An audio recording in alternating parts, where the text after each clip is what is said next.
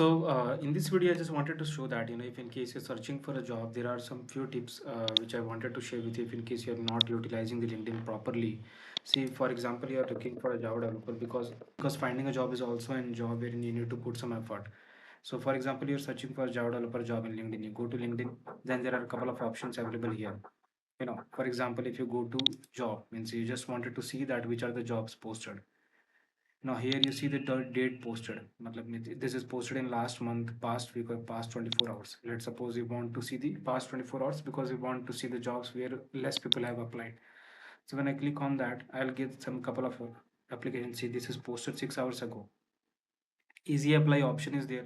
Easy apply means it will automatically fetch the profile from your LinkedIn, and you can easily, it will review the job post, continue applying. It will fetch your LinkedIn profile and it will directly apply. Means the whatever your LinkedIn profile is updated, it will apply over there.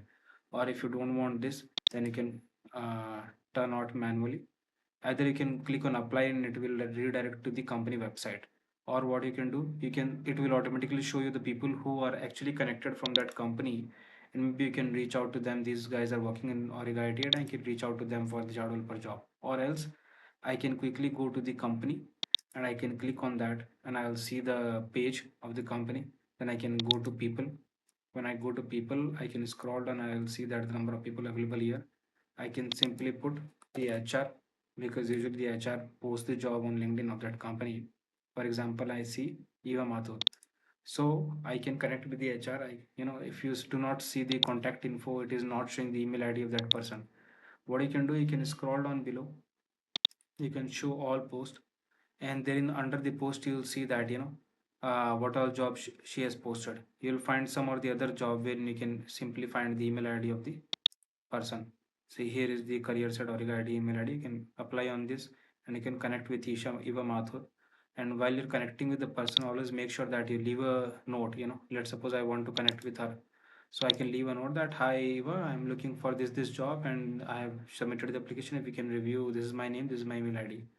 So it will, even if she do not accept your job, at least she'll be able to see that, this is the note mentioned by you. So she accept or not your request, at least your message will go to her information. So there are probability. And other than that, you can also search here. You can use some boolean searches, and by using these boolean searches you will be able to find the jobs much better quickly.